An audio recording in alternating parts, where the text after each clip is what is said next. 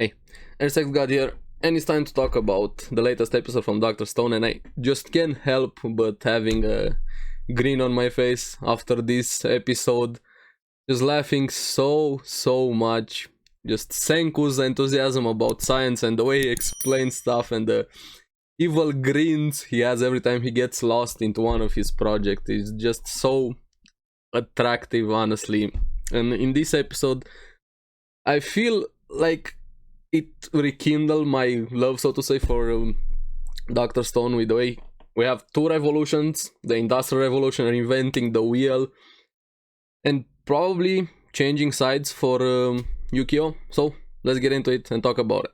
Now, after last week's episode with them converting Nikki to their side, I'm starting to like her even more. She's a mega fan of Lillian, and of course she has her own ideas to improve their plan, how to go about fooling everybody with Gen's impersonation.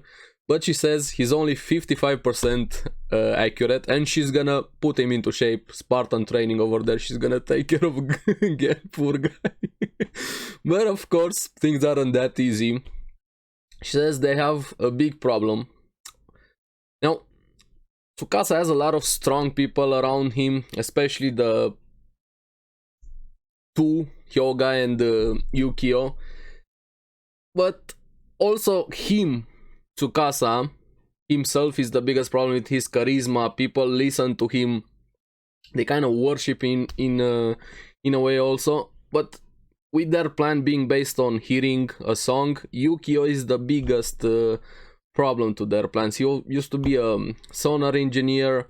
That's why he has this good, amazing hair. Of course, it's very exaggerated as is usual with Dr. Stone. But he seems to be the biggest problem to everything. Now, they're thinking about either trying to distract him, play the song for everybody else, or just not playing when he's there. So sort of looking for solution how to go about using their plan without Yukio destroying their impersonation of Lillian.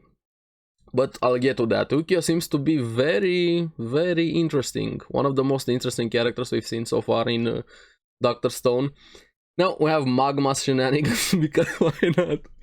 Dude, I'm starting to like Magma. Like I said in my previous videos, I'm definitely starting to like Magma. He's an acquired taste. Slowly he's becoming part of the main group.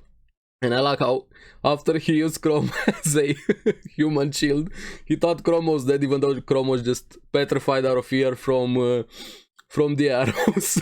He was still alive. Starting to like their interactions and shenanigans. And of course, he's still Magma. He's not completely cured, so to say. He charges in thinking he has the right location of Yukio. Of course, he doesn't. Yukio didn't want to kill them, he just wanted to capture them, so that's why he wasn't shooting to kill.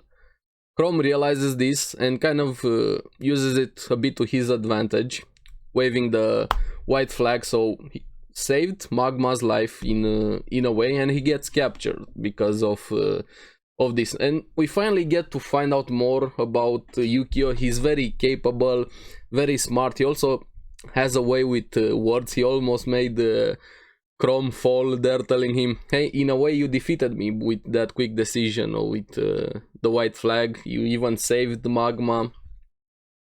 And Chrome getting compliments and so on. He almost let some stuff slip, but he realized quickly. And I'm starting to like Yukio, honestly. He seems very interesting, and I'll talk about him a lot more when I get to the good parts. But he's gonna play a very important role, honestly. Now that Chrome is captured, we have Tsukasa finally making a full appearance, having some on-screen time, talking a bit more than we've seen him so far in Season 2 Stone Wars. And he's still very imposing, face-to-face with Chrome. Meanwhile, we have Magma back in the village, reporting what happened. And I like the small comic relief moments, the shenanigans, especially Kohako instantly wanted to charge in after Chrome, and Senku, calm, relaxed, just went up on the megaphone to call for her, hey Lioness, come back. She got offended by being called lioness. The faces they make in the small comic relief stuff, it's very fun, and I'm just laughing the entire episode. Honestly, this is why I love Dr. Stone. Of course, she comes back, and this is where Senku has the brilliant idea, because why not? The best offense, the best defense is a good offense, saying they're all gonna go together on the attack to get Chrome. And it actually has a very good point. Winter is almost over. They have to do something to be active, not reactive, honestly. Because once winter is over, they kind of lose their advantage, and the Tsukasa Empire is gonna be able to just steamroll them. Remember that. But I like Gen, honestly. Every time Senku has a plan, or a idea, or a crazy, brilliant idea, however you wanna call it, he has the best reactions to the hyper exaggerated things that Senku comes up in the Stone World. Reinventing the wheel, trying to make an automobile a car, because why not? And it's possible. I love it. I was laughing so much with their faces. They start using honeycomb after they got the honey to try and make plastic for the phone, and I like how everybody just got destroyed by the bees the way they were looking there. So yeah, they start making the car, making mold out of the wax from the honeycomb to make the actual parts from bronze, if I remember correctly, working together with Kaseki, explaining the steam-powered engine, and the faces Gen and Kohaku were making, honestly, just so good. Senku being Senku, and I'm just... yeah, that makes sense, because why not? Gotta love it.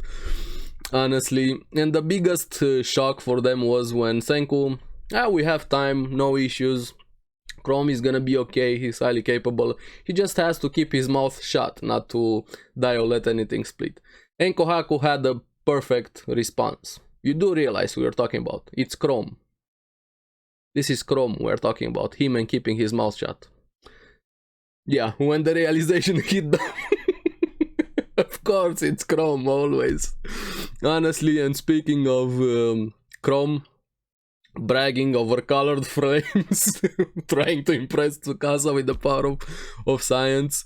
It doesn't work, he gets hanged over a waterfall by Hyoga. Tsukasa trying to convince him about the bad side of science, his own philosophy of the world, saying even we use a sort of science, there are tools, fires and so on. But we don't want it to advance to the point it was into the world, old world, because it just was being abused. Like, when I was watching season 1, Tsukasa brings up some good points, ideas on paper, honestly. Of course, the world is fucked up. People abusing power, money, science and so on. But he's also going about it the wrong way, just trying to suppress civilization, humanity in itself. Just he also likes the power, but yeah, it doesn't work with Chrome, and I'm happy by the way he handled that situation. Refuses instantly and just says drop me, it's okay, just do it. Hyoga of course does instantly, no hesitation, didn't even think about it. But I liked his smile, saved him there, having accepted his fate, saying I'm gonna die. Gotta give credit to Chrome. He, in what he believes, he's willing to go through anything and with any means to achieve that goal.